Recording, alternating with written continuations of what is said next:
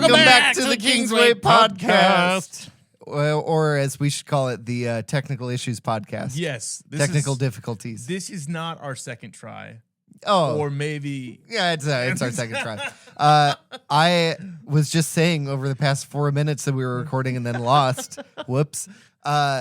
We didn't do last episode because I was at 2 camps back to back and it was just a lot of work. And we don't want to just throw out meaningless content. We care about you. We care about you. We are your mama bird and we want to chew up a worm very thoughtfully and spit it into your mouth.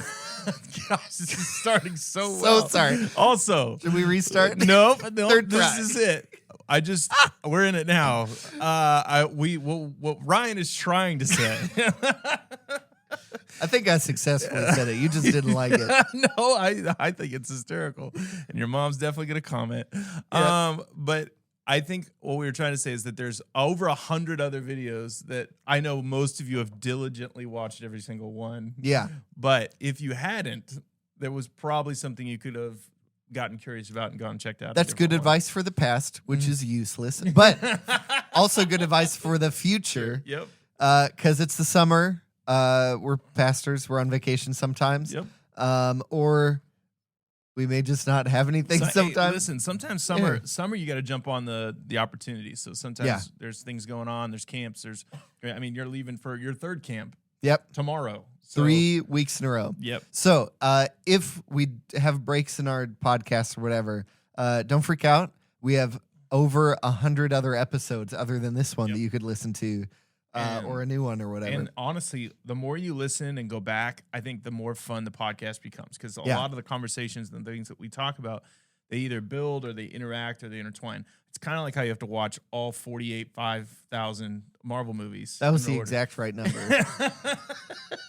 Yeah. To be able to know what's going on in the current ones. Yeah, and that's true. I think that for us, we like how the conversations have continued to grow, and they are some things that I think are worthy of our time to discuss. And today's topic is no different. It is no different. It is a topic related to the 3 camps I'm doing in similar but different ways. I was at a high school camp playing drums for a friend's worship band, and he was leading that week. And so playing drums was super fun because I get to be more carnal and just not think and just like be in the moment. It's like my most fluent music language. Yep. And so it was so fun and so easy. Went there in the evenings in Everton, Missouri. If you don't know where that is, you're not alone. You are most people. And then second week, I went to Creative Arts Academy at our alma mater, Ozark Christian College, where I got this T-shirt, Create Jesus Culture. It's a really cool camp. It is such a cool camp. I've told every kid who's there, like, you are so lucky. I wanted this camp so bad when I was you, and it didn't exist. But that's like, well, I'm glad to be a part of it. It's 45 minutes away. Okay. But at the same time, it's like I got to be the private drum instructor for like the 4th or 5th, whatever time of 6 years it's existed. Yep. And it's just so much fun getting to like share my wisdom on how to play this song, but also like, why does this drum fill work? Where would it work in other songs, other times? And like how to set up your own in-ear mix and how to do this and that, whatever. And that part's fun. And then there's a lot of other stuff that's just like conversations and hanging out and whatever. And recruiting one more listener to the podcast. Thank you, Zach Carter. I recruited him Zach, at the end of... Your compliment went a long ways. It did. Hearing that we actually sound like we know what we're doing. Yeah. From a college student or a high school student. Somebody who's used to critiquing and being critiqued said that we are good hosts. Oh, now, my little heart. That goes right to my heart, where our listener base of 6 people had to be removed. Take that, the negative influence that was, put in this compliment. Very thankful for you, Zach. And then this week, high school camp. Going with our high school students to a float trip. Going to lead worship at nights. Speak one of the nights. Anyway. That's exciting. I love that you're as involved, and I know we said this in the previous conversation that didn't exist, but now is going to exist again. It's a tribute, too, to how connected you've gotten. In just over a year, you have obvious multiple of opportunities, and I think it's really cool that you're taking advantage of them. And pastoring everywhere you go, not just to Kingsway people, but to college students, people even in Everton, Missouri. Yeah. I'm so proud of you. But I used to know one person from Everton, and his name is John Flowers. Yeah. But now I know more. Now you know more. Well, I know today's topic was something that you were excited, well, not necessarily excited, but I think was passionate about. Yeah. And I think passion is a good way of putting it, because I think there's been confusion, frustration, a little bit of a lack of understanding, maybe is the best way of saying it, to what we're going to talk about today. And I hope, maybe it feels a little controversial, but not necessarily too. I think it's more clarifying. That's what we're going to try to do today. And I hope that's what helps. The way I'm thinking about it in my mind is tearing down the Berlin walls of worship ministry. Mm-hmm. There are all these different issues that I've had conversations about over my 5 years in worship ministry, year and a half here. But even before anyone cared what I thought, I had opinions about them, and those have constantly evolved and changed. It's all these different issues where people want to say, this is bad, let's stop doing it, let's box ourselves off from that. I'm not saying everything's fair game and worship anyone or anything or in any way. No. All those things together, but this is a podcast spurring out of some conversations I've had. A couple here, more at the church I was at before, and then with worship ministry people on Facebook and everywhere else. So let's get the drama started, because they're not sure what we're talking about. But let's stir the pot. I want to hit you with the first one that I can think of. Okay. Because what we're talking about today is when worship gets a little complicated. And by that, what I mean is when what we sing and how we sing and who writes the songs and are they too repetitive, all that junk, but also lyrics. I mean, because like one of the ones is sloppy wet kiss. Okay. Sloppy wet is the right. If you go into the song, what's the song? It's How He Loves by John Mark McMillan, written like 10 years ago. Before we get too far into that, I just want to say, if you're not a person who serves in worship ministry on a team or tech or whatever, this is still for you. It's the one part of every Sunday, everywhere, forever, that everyone participates in. Yep. We don't all participate in the preaching necessarily. We don't all participate in scripture reading other than like listening and passive, whatever. But we all participate in a very active way. In singing and in some of the elements of a worship service that would fall under a worship minister. Yep. Anyway, so this is for you. Okay. 10 years ago-ish, a guy named John Mark McMillan released a song called How He Loves. And it's a song with a lot of rough edges. It's a great song. Yeah. But it doesn't feel like this was like inputted and outputted through the contemporary worship music machine. Didn't make the wow out. And there's a reason for that. So John Mark McMillan is an artist. He's not a Christian artist writing Christian content for Christians because he loves Christian content. He's just a Christian who's an artist, and his heart for Jesus pours out of his music. He's like a real artist. Yep. He had a friend die in a car accident, and he wrote this song. Ooh, I can't remember if it was right before or right after he was like in the middle of writing this song when that friend died. I'm pretty sure he had written a part of it, and that friend, he was like ready to ditch the song, the part that he had, and his friend came up to him and was like, dude, there's something there that's going to be great, whatever. And then died in a car accident. And he formed the rest of this song around that wound. Like, that wound in his life, that loss of his friend and his community. And anyway, so as we're talking about this, he originally wrote some like sloppy but not bad lyrics. Yeah. They're just like a little careless, a little reckless, if I can foreshadow. Yes. Anyway, so like the whole chorus is just how he loves us. Pretty repetitive. And just, I think there's a chorus 1, a chorus 2, or a pre-chorus and a chorus, something like that. And both are just how he loves us. The verses are a lot about like how God loves us in a way where we're almost insignificant to like wooing or receiving that love. Like he's loving us and it's like hard to stand against. Anyway, so we get to the bridge and it says, heaven meets earth like a sloppy wet kiss. Yep. Now, other people have said, Ew, sloppy wet. That sounds moist. Yep. Let's change it to And unforeseen. that just heard the word moist, you might have ripped your earbuds. That's a new. But some people were like, ew, that's gross. Let's change it to unforeseen. Mm-hmm. I don't like that much better. Yep. How many times have you enjoyed a kiss that you did not see coming? That somebody felt like they had to sneak up on you? Yep. I'd say about 0 times. 0, give or take 1 time. It feels Zero like times. It feels like permission was not granted. Yeah.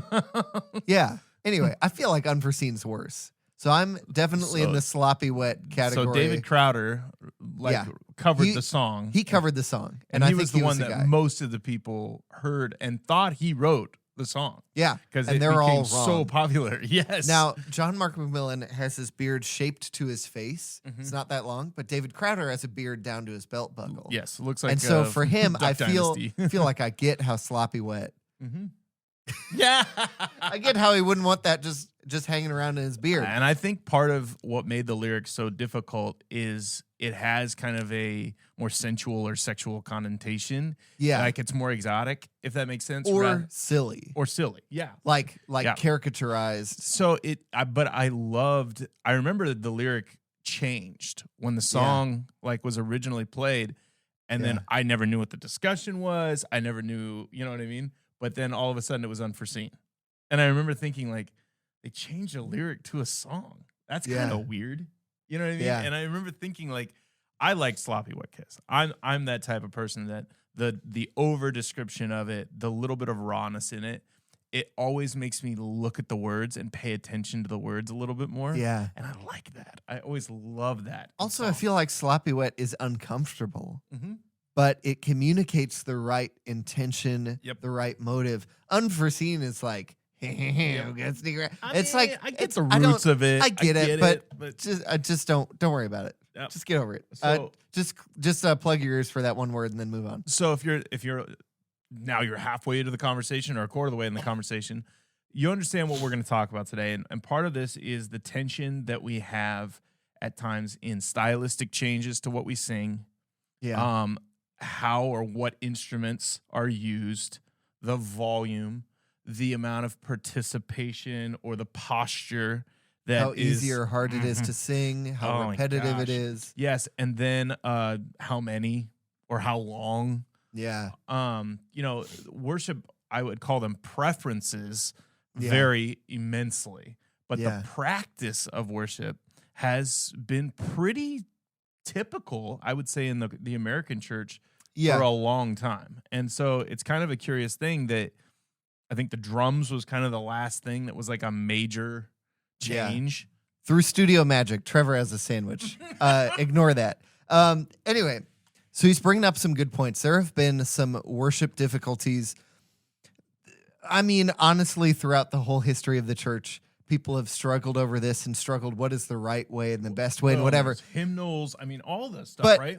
But more specifically, more recently, the last church I served at had 2 kinds of services. And these kinds of services showed like the division between worship styles, worship preferences. Yes. There was a contemporary one and a classic one. And they used to be 3 types, a traditional and a blended and a contemporary. Wow. Because people had some strong opinions on this. And that is a way to navigate that leadership decision.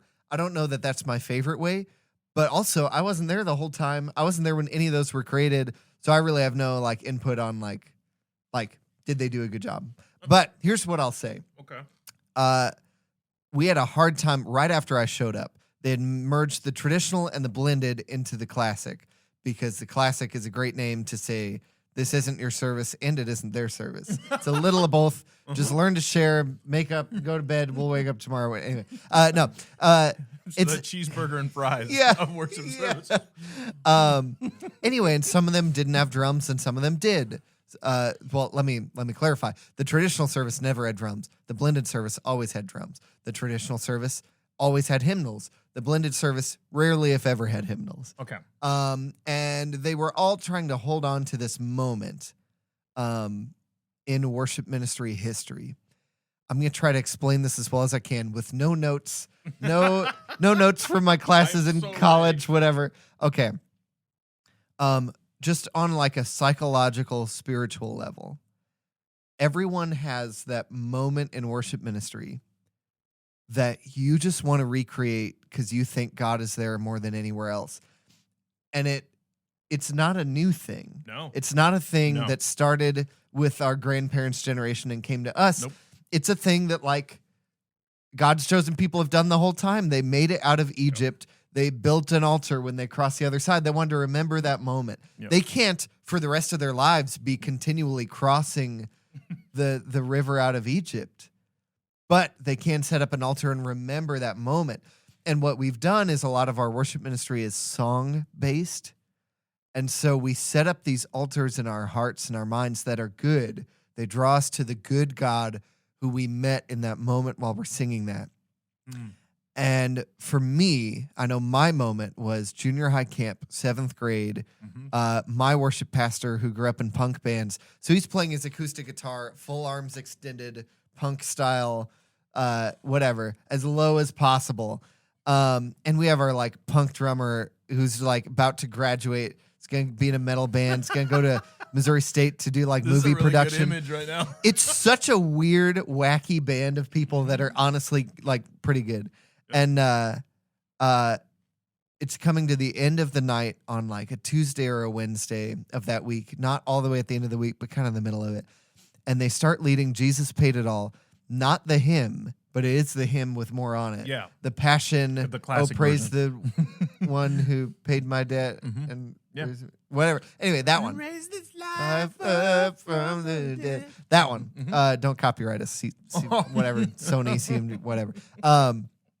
That was my worship ministry song that I was like God got a hold of my heart in that moment. I was already a Christian. I'd already been baptized very recently or was about to be, something like that.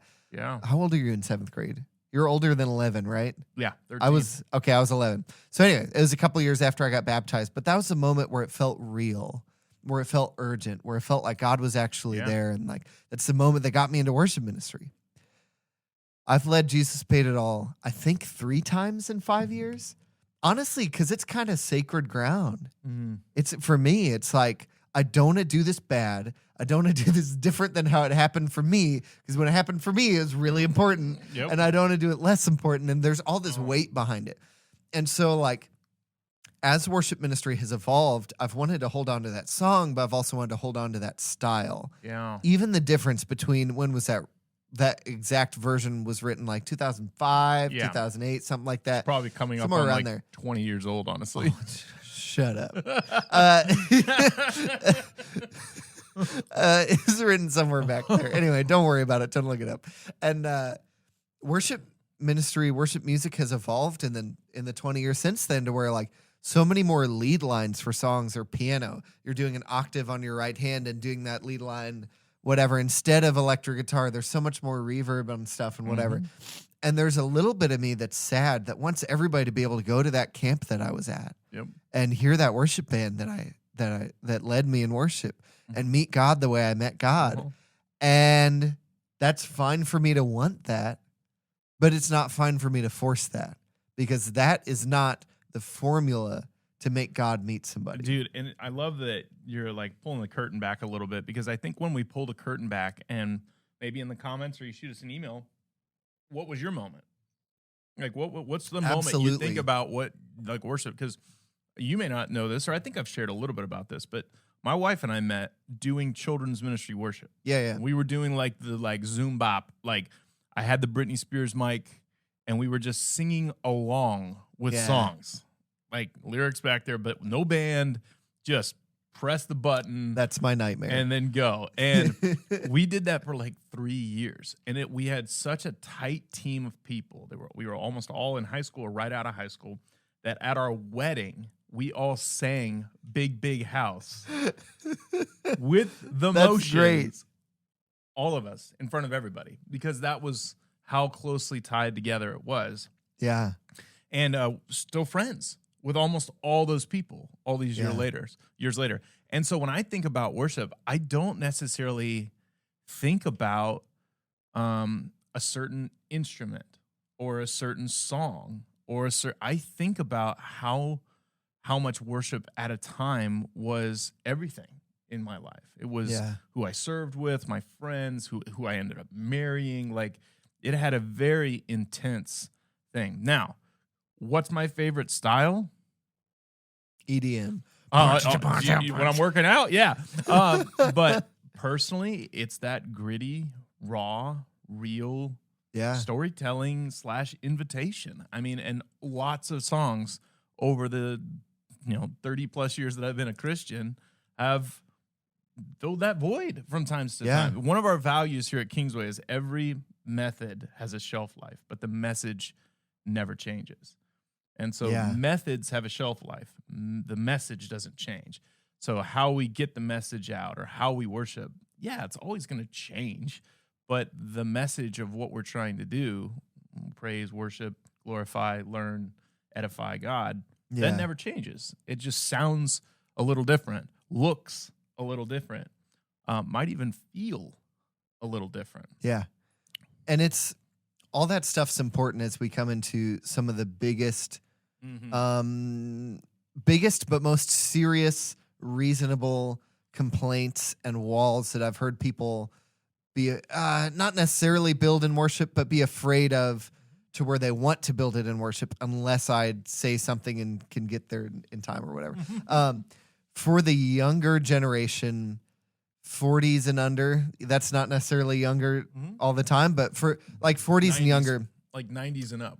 You know what I mean? Yeah. Born in the 90s and up.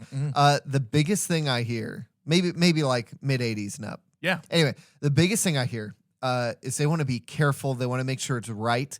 And when they dip their toes in the water of Reformed theology is really big on this. They're good at a lot of things, but one thing they love doing is pointing out enemies, marking enemies. We hate them, and those enemies are Christians, but just different Christians sometimes. That can be painful. And we're better than them. We do this more right than they do, and that's like, don't do stuff that you think is wrong. Like, still try to do the right thing, but like, maybe it's not a life or death issue. So one of the things I've heard is, we can't do that song that comes from Bethel. We can't do that song that's from a Bethel artist, Corey Asbury. We can't do that song because it comes from Elevation or whatever.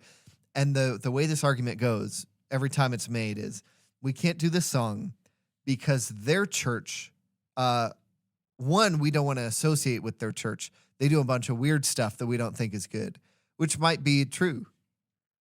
Secondly, we don't want to give them money by singing their song and them getting the royalties or whatever for this. And okay, that seems solid on the surface. Here's my retort to that. That is the genetic fallacy. That is saying that where the song came from determines if it's good or not. Maybe not the money part. Maybe you're just like, it's a good song. It's good all the way through. I just don't want to give them money. Okay. I'm not super concerned about that. I don't think if Kingsway, our 120 person church, stopped singing Bethel songs, that they would go out of business or even close or even notice. There are plenty of churches who don't sing Bethel songs or whatever. So like, we're not affecting them one way or the other. If we are affecting them, we're affecting them as a whole, probably. We're putting money into their church, which does worship on Sundays and also does outreach ministry and ministry training and stuff. And like, I may not totally like how they do it, but I'm not against outreach. I'm not against worship. I may just be against the way they do it, but all that means for me is just be discerning. Yeah. Bethel is like one of my favorite worship music producers artistically. Their instruments, their mixing, everything instrumentally sounds so good. Better than anything I've heard from anyone else. Everything else is great, but theirs is like somehow better. Yeah. I don't know. Anyway, but that doesn't mean we should use it.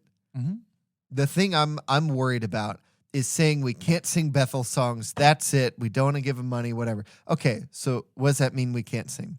We can't sing a song called Our Father. It is the Lord's Prayer, and that's it. We can't sing Matthew 6 because somebody we disagree with wrote it. Mm-hmm. They'll never know we sang it. Nobody's going to tell them. Yep. But we don't want to even let people think that we associate with them. So we can't sing the Lord's Prayer, at least that version. And of it. I think what ends up happening is it's the whole concept of like Jesus eating with tax collectors, Jesus being around people that maybe he didn't completely. When does it turn from I'm accepting them to I'm approving of what they do? And also there are levels of good and bad. Mm-hmm. Like, how bad is it that I'm not going to say their church is good or bad right now. I'm just going to pinpoint a single issue. How bad is it that they have some free, I almost said free range. That's not the word. Some very free moments in worship where they might be speaking in tongues or praying or whatever, and it's not very guided. How bad is that? Percentage wise, 0 to 100, I'd say 0. Some people would have issue with it, but it's still not like send you to hell bad. No, and that's the whole closed hand, open hand thing that we talk about. At worst, it's like 10% bad. Do they claim Jesus is Lord? Do they say he died and rose from the like? Are they actively trying to follow wherever he leads? Yes, and so there's some issues I know that if we like dug in and we got real theological, we could come to. But I really do think it comes down to the heart of the worshiper. I know for me, I can sing a song and not mean a word that I'm singing. You know what I mean? I can sing a song and it can go nowhere. Like it just doesn't even get close to what the heart is meant to do.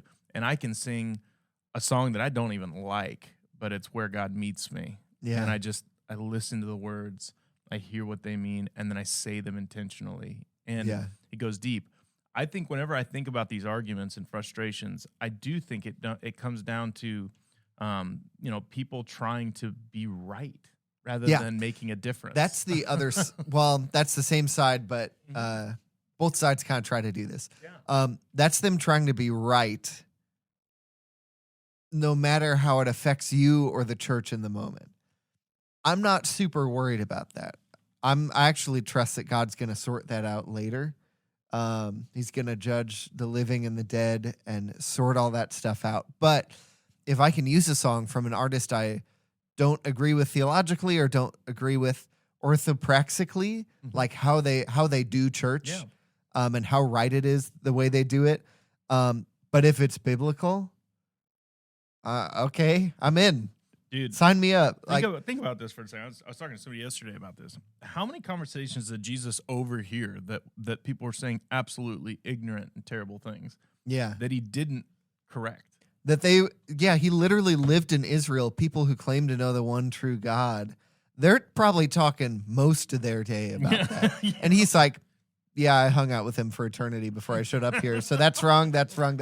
Like, at least in his mind, how many things did he hear that were just like flat out wrong and didn't correct, not because it wasn't that bad, not because of whatever, but because his mission was somewhere else. Yeah. His mission was for hearts and to attach people's affection to God. And I just don't think he's about perfection. I think he's about the process, and he trusts the process. Yeah. And I think he'll do the perfection if you do the heart. Everything else around him was not perfect, but yet his plan was perfectly fulfilled. Yeah. And so in my mind, I think we walk this line where we want to walk in holiness. We want to do what's right, like you said. But at the same time, I think we need to be more concerned about following the heart of God. Yeah. Not necessarily the lists. Yeah. And I think you know this, like we talked about this on the podcast several times, but like I could give you a list of good things to do to be a good husband or a good friend. Yeah. But in the end, the list falls short of what the list is supposed to be doing.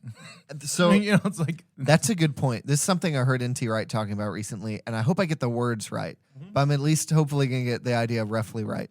He was talking about these different periods in the history of God's chosen people. There's before Israel, before Egypt in Genesis. They're very like spontaneous, very like there's no 10 Commandments, there's no organized temple or tabernacle or synagogue, there's no whatever, there's no Leviticus, there's no written scripture at that point. They're just walking around waiting to hear from God, doing their chores, waiting to hear from God. And then later there's the Egyptian phase where they're slaves in Egypt and they're pulled out and they're this wandering tribe of people and they might have to fight people sometimes. And there's this later stage where they're a kingdom and they have cities and fortification and the tabernacle, which was a tent made of fabric. is now a temple made of stone.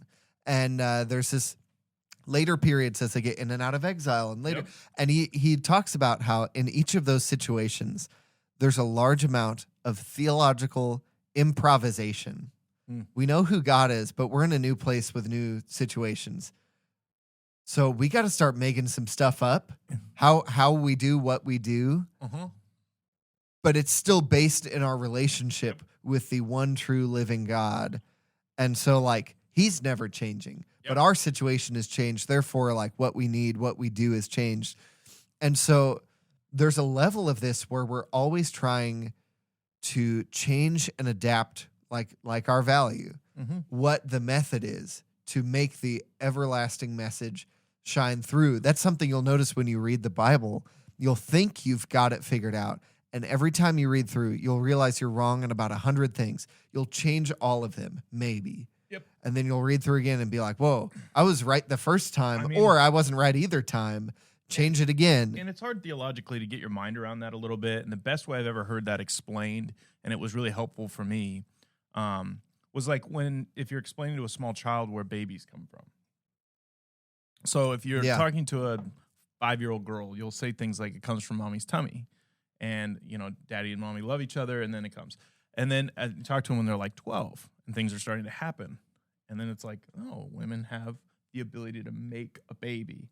Yeah. And when a dad and mom get married, they might even mention the word sex. So like, we have sex, and then a baby, But then when they're like 20, the conversations would be different, right? It gets to a new depth. Now, and the terminology may not be completely accurate, but it's completely honest and real and legitimately. And it meets them at their situation. And then, talking to somebody that's like a nurse or a doctor or, and so in my mind, I feel like the gospel is fully revealed in Jesus. That's what John would say, right? He's the full display of man. So the conversations, of course, would start like they would in Genesis. And of course, they would grow and grow and grow.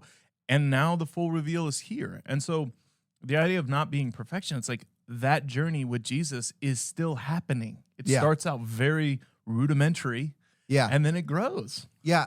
Here's where I want to get to with that is I had somebody in my time in worship ministry come up and tell me that I didn't sing enough hymns on a certain Sunday morning.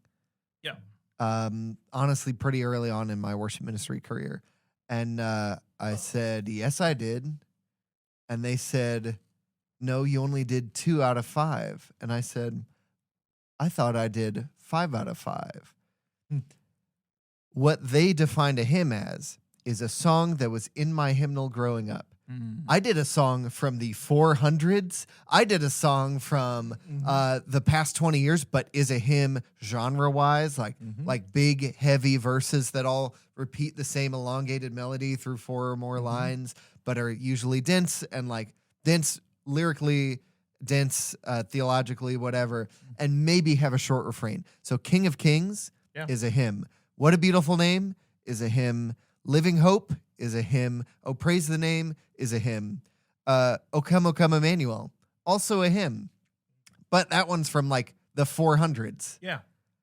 Anyway, so they're like, you only did 2 hymns. Well, what they were defining as a hymn, which is in their mind a song that's good enough, a song that's sentimental for me and that I remember singing growing up. Yeah. And what is a hymn for them is a song that fit their exact style at that moment when they fell in love with worship. Jesus paid it all.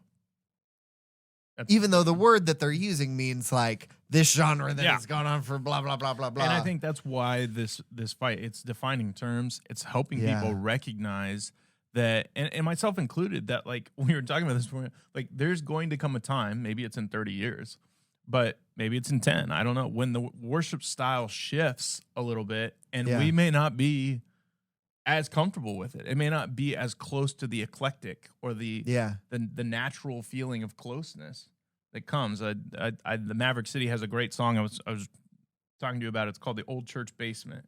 Yeah. And the song is all about that tension of just like, it's an old hallelujah with a new melody. And the concept of recognizing that even though as the method is being constantly changed, and some of the terminology may not be as it was before, just as words have changed in our language. And their definition becomes something that's a little different, and it sounds, and it lasts, and it may be more repetitive than we're used to, or it may be less repetitive than we're used to. The message is at the center of it. That's what we should be really asking ourselves. What's the message at the center of this music? I'd say that's pretty true. Okay. But that will lead you to think that the song is about the message and what it's telling you. Mm-hmm. How often do you think about a song as a conversation? Well, for me, a lot. But that's just because for me, it's participatory. So, and that's why I think think about what the message is. Mm-hmm. Yes, but a message makes you think I'm receiving a message from outer space or whatever from some vague source who wrote it 20 years ago and somebody else singing it now, and I'm receiving this message right now. But in corporate, that just means gathered, as in versus individual. In corporate Christian worship on Sunday mornings when we come together, we are doing two things. We're trying to sing these melodies and these lyrics and whatever to reorient our hearts, to re-anchor us to the truth of Scripture and who God is and whatever. That seems like God's not there the way I just said it. Mm-hmm. So that's part of it, is anchor us to the heavenly worldview, to see our lives through God's eyes or whatever. And the second thing we're doing is praying to melody. Mm-hmm. We're talking to God with all of these songs. So there is a message in them. Yep. Like, sure, there's a message, there's priorities laced in every lyric, laced in every, because you can't write something without bias. And you can't deny the power of music. Yeah, I mean, and the power of music super strong. Like, Bethel has an album called Without Words. Yeah, where they use a typewriter, and there's literally not a single word in the entire album. One of my favorites. And it's powerful, and the prayer aspect. It's like there's no like I'm leading you through this. Yeah, but there's constant just. Yeah, it's an inviting song. Or inviting album. It really is very, very good. The church in the world split pretty majorly in the early 1500s. That's the Reformation, where all the Protestant denominations kind of broke away from the Catholic Church. They split successfully because of the printing press. That was a super new invention at that time, pretty new. And they were able to print these pamphlets and get them out and change people's minds and whatever. But the thing fighting against them the hardest was music, was the power of music. To who'd be bards or whoever, they were going town to town, just playing on their little flute. The Reformation sucks and whatever they're going to say, or more innovative songs than that. And little jingles and little whatever in a marketing kind of way, because it's super powerful. Like propaganda. Yeah. And that's the same power of music is what made, I think, John Calvin, but maybe one of the other reformers, mid to late 1500s, early 1600s. I don't know if he lived that long. I've heard 16th century, and I always forget which way that goes.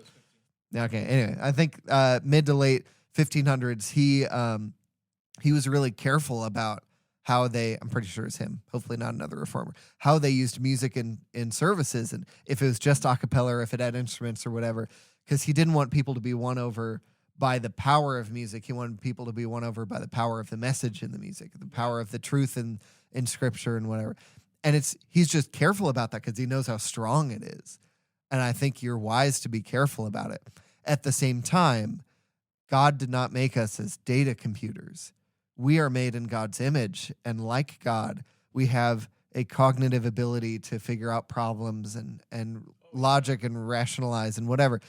We also have the ability to have emotions and emote and be swayed. Think about in Genesis when Abraham is like, God, please don't destroy Sodom and Gomorrah, even if they have 50 people in it. He's like, okay. What did he say? No, that's not the true thing I said a minute ago. He was swayed by his emotional relationship with Abraham all the way down to 5 people. Now he knew, there's nobody except for maybe Lot, maybe. But why is he living in Vegas? Anyway, except for maybe Lot and his family or whatever. But he's like swayed by it. Yeah. And that's why prayer works, not because God is unchanging and he's just waiting for you to pray to do his unchanging thing anyway, but because he's a father. I think what what really made this conversation something worth having, and I know we've actually talked about this for quite a while now, and which is good. I think what makes it valuable to having is we want you to know here at Kingsley, Ryan and I, when we talk through, the music that we're going to do each Sunday, we talk through how we're going to, present a truth from a gospel or from a Bible story or from something that Jesus has taught.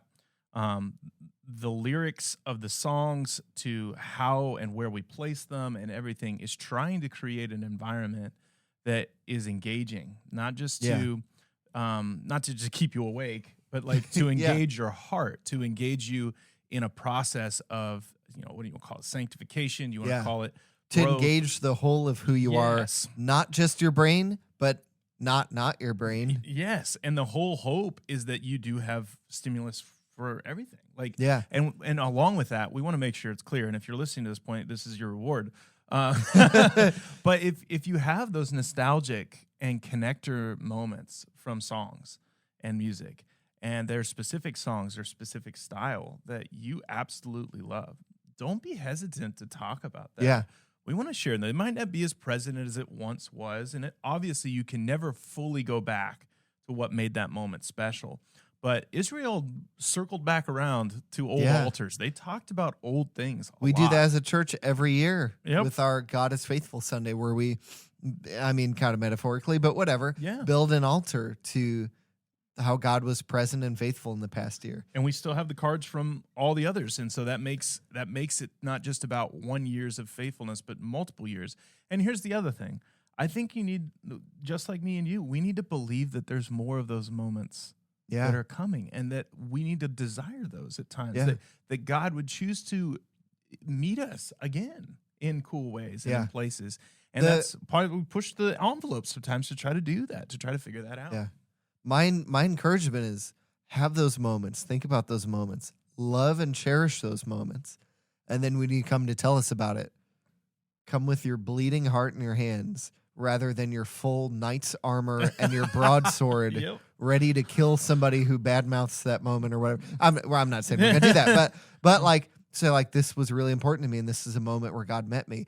And I can picture, it's like in Inside Out, the core memories. Yep. It's like core worship memories. I can picture where I was in that room. I can picture the stage and how kids would come up and kneel and pray. And I can picture what my youth minister was probably wearing, and that either he was playing his acoustic guitar or his flying V. Yeah. Because he would bring that to church camp because we wouldn't say anything about it. It was great. Anyway, I can picture all that stuff and cherish that moment, just like an altar in the Old Testament, just like our Sunday every beginning of the year. Just because the method has changed doesn't mean that method was worthless or it's not meaningful anymore or anything like that. I think what's hard is that as you get older, we recognize that things change around us, and sometimes we forget that what made that moment most of the time really special was because it was the method for the time.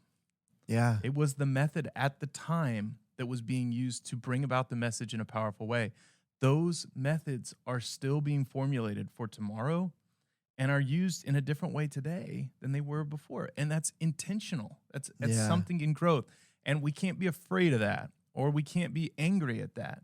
We can miss it, but I think we also need to anticipate that God's at work still right now. And I think it's exciting when we can pull some of those moments in and talk about them and have those really fun and nostalgic time where God still moves and like you said, it engages us in a really powerful and intentional way on sometimes with a very honest truth that is awesome in the lyrical version. Sometimes it's an emotion through a build or through the beauty of instruments or voice.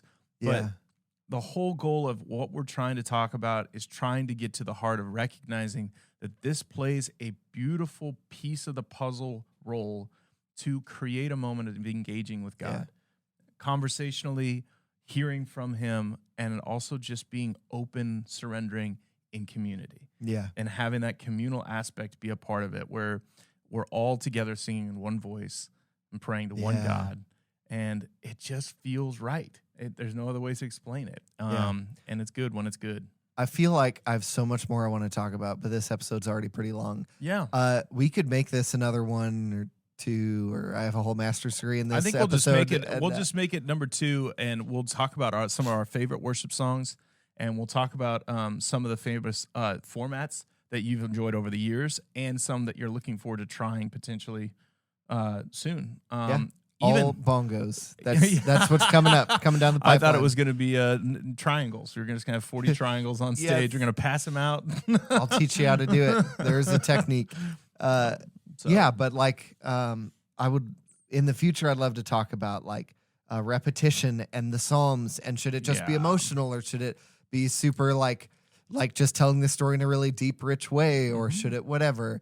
And also like worship words. What does hallelujah mean? What does amen mean? Yeah. What does like doxology mean? What does 100 other things mean?